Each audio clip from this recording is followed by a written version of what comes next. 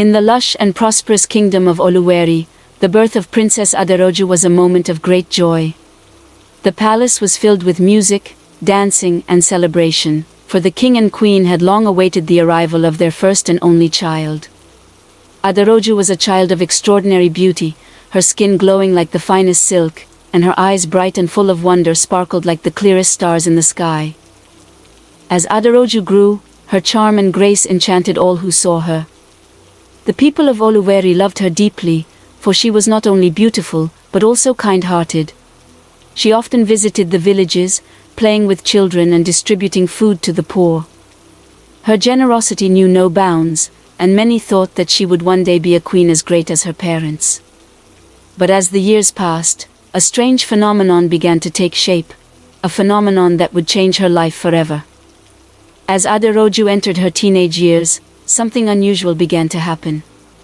Despite her beauty and elegance, an unmistakable odor began to follow her wherever she went. At first it was faint, barely noticeable. Her parents thought it was nothing, just a passing phase of childhood.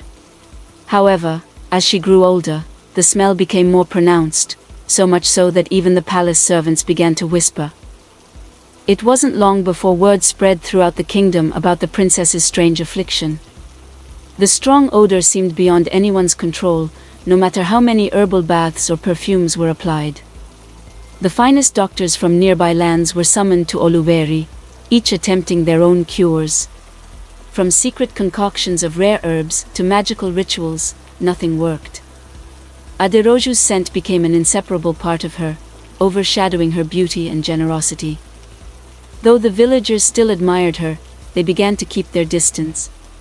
And while Aderoju remained kind and gracious, her heart grew heavy. She noticed how people whispered when she passed by, and how visitors hesitated to embrace her. It wasn't long before she understood the full impact of her condition. No matter how beautiful or wealthy she was, no one could stand to be near her for long. Desperate to help their daughter, King Adewunmi and Queen Omotara searched far and wide for anyone who could offer a cure. They brought in herbalists, spiritual healers, and medicine men from lands far beyond Oluweri, each claiming to have the solution to Aderoju's problem. But every attempt was met with failure, and the royal family grew frustrated. Despite the growing tension, Aderoju remained hopeful. She believed that one day, a cure would be found and that she would be able to live like other young women her age. She dreamed of marriage, children, and a life filled with love and laughter. Yet, deep down, she couldn't shake the fear that no man would ever truly love her for who she was. Still, the day came when the king and queen decided that Aderoju was of age to marry. Though her odor had become infamous throughout the kingdom, they hoped that her beauty, wealth, and status would attract a suitor who could overlook her unusual scent.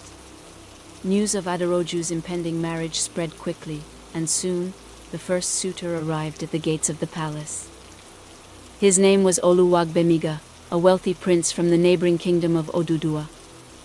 Oluwagbemiga was known for his strength and wisdom, and he had heard tales of Aderoju's beauty. He had convinced himself that the rumors of her body odor were exaggerated, a mere story spun out of jealousy by rivals. When he first laid eyes on Aderoju, he was indeed captivated by her beauty. Her soft skin shimmered in the light, and her gentle smile made his heart race. They exchanged polite greetings, and soon the two began to spend time together. Aderoju was kind, intelligent, and full of life, and Oluwagbemiga found himself drawn to her in ways he hadn't expected. However, as the days passed, Oluwagbemiga could no longer ignore the overwhelming scent that surrounded her. It clung to the air, making it difficult for him to concentrate. Despite his initial attraction, he found himself backing away, unable to bear the odor for long. One evening, after a particularly uncomfortable dinner, Oluwagbemiga quietly told the king and queen that he could not marry Aderoju. His words were kind, but his rejection was clear. Aderoju's heart sank. She had dared to hope that Oluwagbemiga might be different, but now she saw the truth. Her odor was too much for any man to handle. Not long after Oluwagbemiga's departure, another suitor arrived at the palace. This time, it was Adedayo, a famous warrior known for his bravery and strength. Unlike Oluwagbemiga, Adedayo was not swayed by wealth or beauty alone. He had heard the stories of Aderoju's affliction, but he believed that a true warrior could overcome any obstacle, even a strange body odor. In the lush and prosperous kingdom when he met Aderoju, Adedayo was impressed by her grace and poise. He admired her confidence, despite the whispers that surrounded her. They spent time together, talking about the kingdom, their hopes and their dreams. For a moment, Aderoju dared to believe that Adedayo might be the one. But, like Oluwagbemiga, Adedayo soon found the odor too overwhelming to ignore.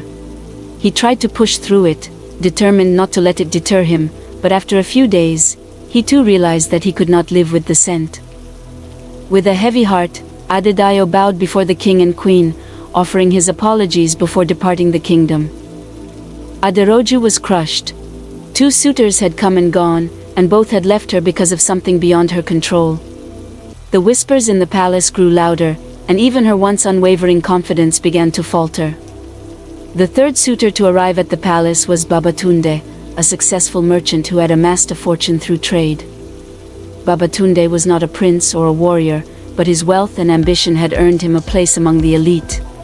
He had heard of Aderoju's beauty and knew that a marriage to the princess could expand his influence across the kingdom. When Babatunde first met Aderoju, he was struck by her elegance and charm. He admired her intelligence and saw in her a potential partner who could help him grow his empire. But like the others before him, Babatunde soon found the odor unbearable. He tried to ignore it, focusing on the potential benefits of marrying a princess, but in the end, he too could not stay. Aderoju's heart was broken once more. She had tried to be everything these men wanted, kind, beautiful, wealthy, but none of it had been enough. She began to wonder if she would ever find someone who could love her for who she truly was. After Babatunde left, Aderoju began to withdraw from the world. No longer did she spend her days in the village or the palace gardens. Instead, she remained in her chambers, surrounded by the trinkets of her royal life, but feeling more isolated than ever before. Her heart ached with loneliness, and the rejection from her suitors weighed heavily on her spirit. Her parents, the king and queen, were deeply troubled by their daughter's sadness. They tried to console her, promising that another suitor would come, but Aderoju wasn't convinced. She had come to believe that no man would ever love her, not with her strange and unrelenting odor. Her confidence was shattered, and with it, her hope. In the midst of her despair, Aderoju found comfort in her closest friend, Ajoke. Ajoke was not a princess or a noblewoman. She was the daughter of a humble farmer who had grown up alongside Aderoju in the palace.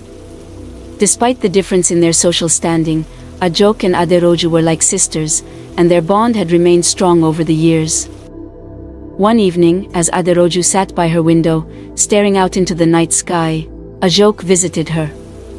She found Aderoju in tears and immediately went to her side. "My dear friend," Ajoke said softly, "you are too strong to let these suitors break your heart.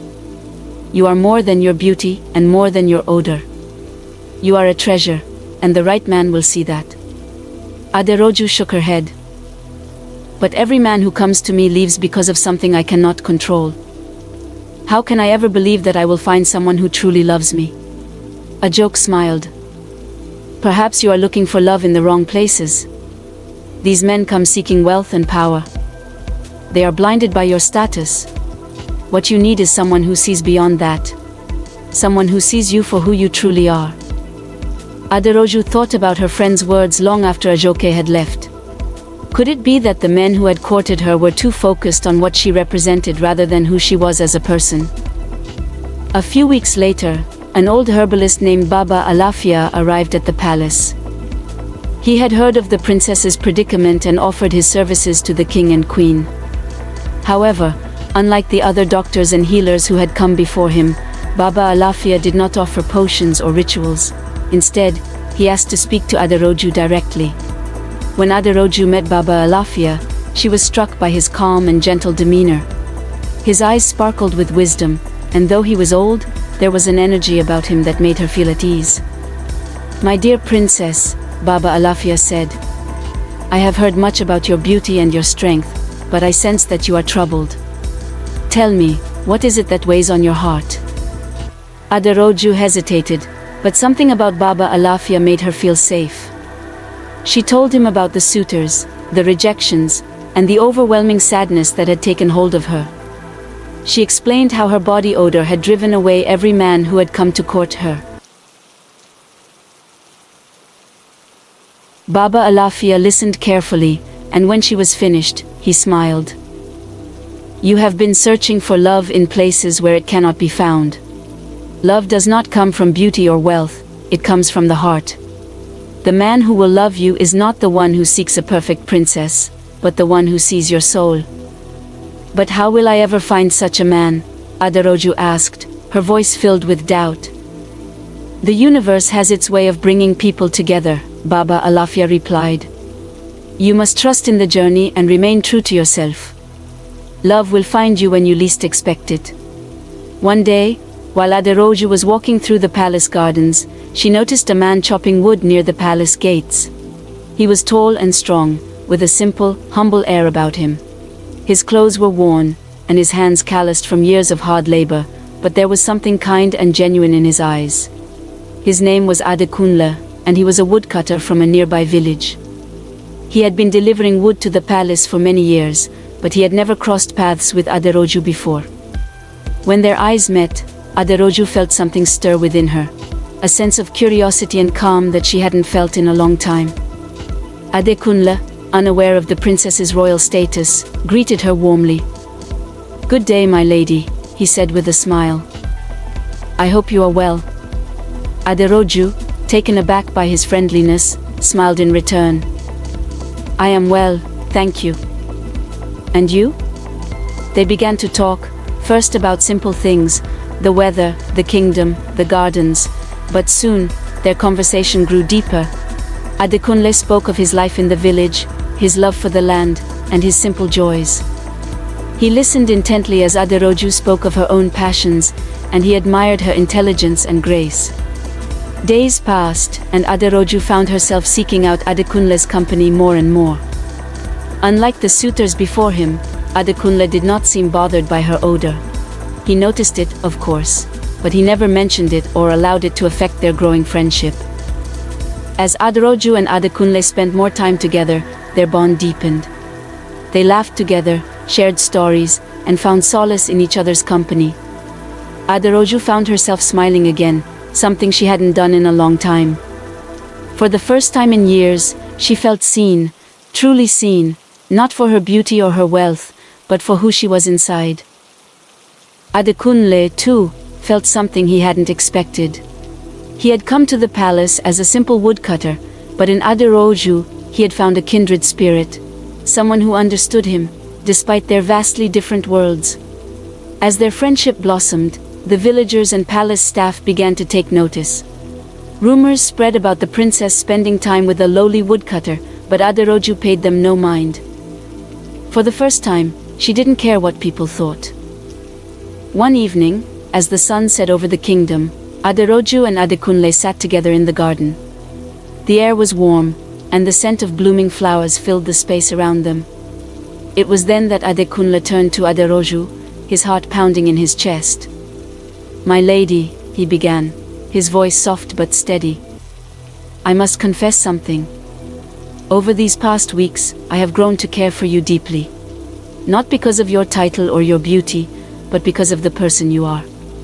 I see your heart, your kindness, and your strength, and I have fallen in love with you. Aderoju's breath caught in her throat. She had never imagined that someone could love her, despite everything she had been through. Tears welled in her eyes as she looked at Adekunle, her heart swelling with emotions she hadn't felt in years. But how, she whispered. How can you love me when so many others have turned away? Adekunle smiled, his gaze filled with warmth and sincerity. Because I see you, Aderoju. I see beyond the surface. Your odor does not define you. Your heart does. And that is what I have fallen in love with. Tears of joy streamed down Aderoju's face as she embraced Adekunle. For the first time in her life, she felt truly loved, not for her beauty, her status, or her wealth, but for who she was inside. Adekunle had seen her in a way no one else had, and in that moment, Aderoju knew that she had found the man she was destined to be with. When Aderoju's parents learned of her love for Adekunle, they were initially hesitant. A woodcutter was not the match they had envisioned for their daughter, but as they saw the happiness in Aderoju's eyes, they realized that true love was more valuable than status or wealth. The king and queen gave their blessing, and soon, preparations for Aderoju and Adekunle's wedding began. The entire kingdom rejoiced, for the princess who had once been rejected by many had found a love that transcended all boundaries. Joy in the air was undeniable. The kingdom celebrated not just the union. The king and queen gave their blessing, and soon, preparations for Aderoju and Adekunle's wedding began. The entire kingdom rejoiced, for the princess who had once been rejected by many had found a love that transcended all boundaries. Aderoju and Adekunle's wedding was a grand affair, attended by nobles, villagers, and even some of Aderoju's former suitors. Despite the rumors and whispers, the joy in the air was undeniable. The kingdom celebrated not just the union of a princess and a woodcutter, but the power of love to overcome all obstacles. As Aderoju and Adekunle exchanged vows, the sun set over Oluweri, casting a golden glow over the ceremony. The princess, who had once feared she would never find love, stood proudly by the side of the man who had accepted her for who she was, flaws and all.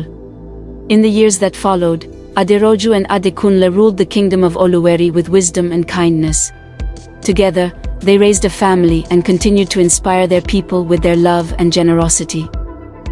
Aderoju's Odor, once seen as a curse, became a distant memory in the minds of the people, overshadowed by her strength, grace, and the love she shared with Adekunle. Their story became a legend in Oluweri, a tale of resilience, acceptance, and the belief that true love is found not in perfection, but in the heart. Aderoju and Adekunle lived happily ever after, their love a beacon of hope for all who heard their story. The end.